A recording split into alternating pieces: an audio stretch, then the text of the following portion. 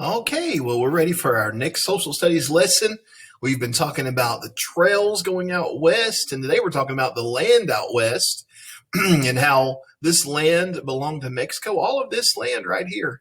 You can see the United States usually goes right across kind of through here, but you can see before this war we're going to talk about today, all of this yellow land belonged to Mexico, which included California, and all of the states, all this land, which would become new states, including Texas. Excuse me, I always get the hiccups, including Texas right here. So there's a big war we're going to read about today. We talked about it just a little bit on Tuesday. And then, of course, we read about this war all last week with our story, the Battle of the Alamo, that happened during the war with Mexico. So let's get started reading this text. Now, I know sometimes on your screen right now, it may be hard to see this text, but remember that when you go to answer the questions, I have this text on your questions so you can see it better when you need to answer the questions, okay? But I'm going to read it with you right now and talk about some things. Texas and War is what this text is called. In 1821, Mexico won its independence from Spain. About that time, the Mexican government began allowing people from other countries to start colonies in its Texas territory. It did this in part to try to control Native American tribes, such as the Apache Indians. Under the rules, settlers had to practice the Catholic religion and learn to speak the Spanish language. So other countries could move to Mexico here, this land that became Texas. They could move here and they could settle there, but you had to speak Spanish and you had to be Catholic were the two rules. In 1822, an American man named Stephen Austin received permission from Mexico to start a settlement in Texas. Austin recruited people to be part of it, selling them land for about 1/10 of what it cost in the U.S. So it was a lot cheaper to buy land here than it would have been to buy land, say in Oregon or other places like that where people were moving. Within a few years, thousands of Americans moved to Texas, including quite a few from Tennessee. So many Americans moved to Texas, in fact, that the Mexican government was worried that too many Americans were doing so. Mexican was concerned that many of the American immigrants were bringing slaves with them, ignoring a law against slavery in Mexico.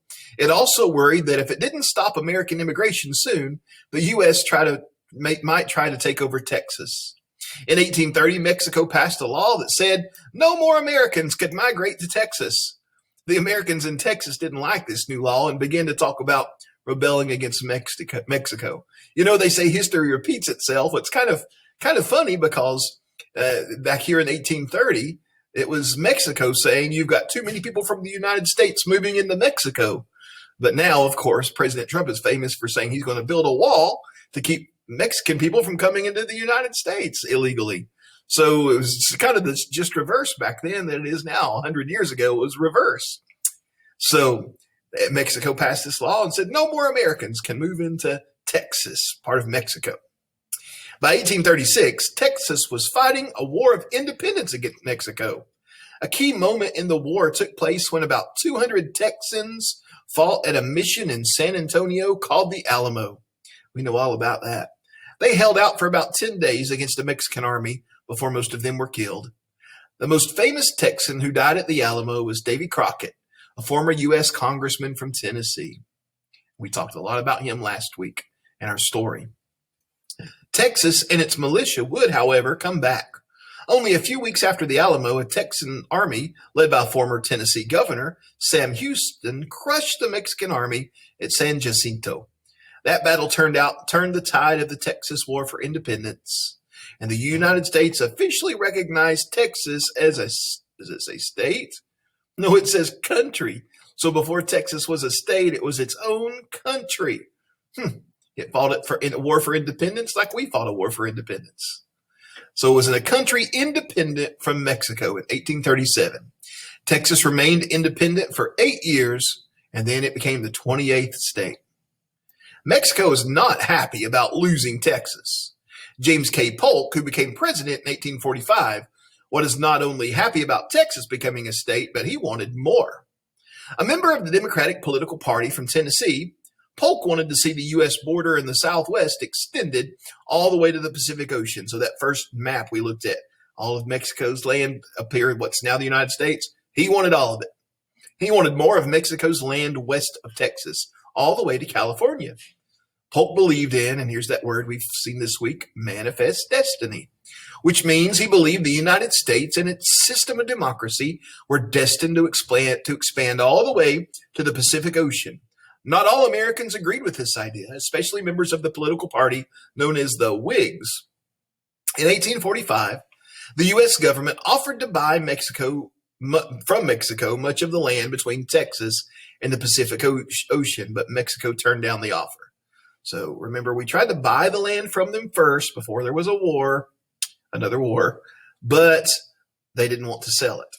So Polk sent an army of about 3,500 American troops to the area between the Nueces River and the Rio Grande. This was land that Mexico claimed, but the United States said was part of Texas. So there's this battle again, this disagreement over where the border is. Some of the soldiers were attacked by the Mexicans, which led President Polk to ask Congress to declare war on Mexico. Here's an actual picture of the Alamo, what's left of it today. So now we go to War of Mexico. The Mexican-American War lasted for about 2 years. The Americans won every major battle. The best remembered event in the war was led by General Winfield Scott. He led an expedition of 12,000 men that landed near a city on the Gulf of Mexico called Veracruz. They then surrounded the city and captured it before marching inland and capturing the capital city of Mexico City. In fact, it was from this series of battles that we got the first line of the Marine Corps hymn. You see, as part of the battle over Mexico City, let me read that sentence again. You see, as part of the battle over Mexico City, U.S. Marines attacked and captured a castle in Mexico City. Since Montezuma was once emperor of the Aztec Empire, which was in Mexico, the Marine Corps hymn begins with, "From the halls of Montezuma." About 13,000 Americans died in the Mexican-American War, more than 11,000 of them from disease. Mexico lost about 50,000 men. The war ended with the Treaty of Guadalupe Hidalgo in February 1848. Under its terms, the U.S. acquired 525,000 square miles of territory, a huge chunk of land about two-thirds the size of the Louisiana Purchase. This acquisition included land that later became parts of several states, including California, Nevada, Arizona, New Mexico, Colorado, Wyoming, and Utah. The U.S. also paid Mexico about $18 million. So James K. Polk became president. He wanted that land. He believed in manifest destiny. We're not only going to get Texas, but we're going to get all the land west of it, all the way over to California. They didn't agree to sell it, so we went to war. We beat them. We took away the Mexicans' land. And in the end, we signed an agreement. We got the land, but we did pay them at least $18 million. Wow. What an event. It took a lot of crazy things happening for us to grow and become the United States that you and I know today. And we've still got a lot more to go before it gets to that point. But now at least the land of the United States goes all the way from the Atlantic Ocean to the Pacific Ocean, when Texas and California were purchased from Mexico and won in the war. Okay, so now the United States, manifest destiny has come true. James K. Polk, man from Tennessee, played a big part. Davy Crockett from Tennessee played a part. And then the former governor of Tennessee also played a part in going and defeating the Mexican army, Sam Houston. And so lots of important people from Tennessee helped Texas become a state and helped the United States grow westward. Well, you've got some questions on this text from today. You can go get started on them now. We'll see you tomorrow.